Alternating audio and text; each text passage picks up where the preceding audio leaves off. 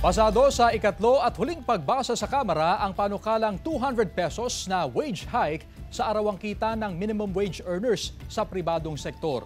172 na mambabatas ang pumabor, walang tumutol habang isa ang nag-abstain sa House Bill.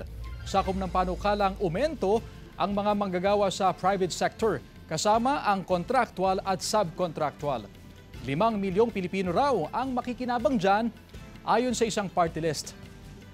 Dahil malapit nang matapos ang 19th Congress, nanawagan si Senator Migs Zubiri kung pwedeng i-adapt na lamang ng Senado ang House Bill o kaya ay madaliin daw ang pagbuo ng BICAM para matalakay ito.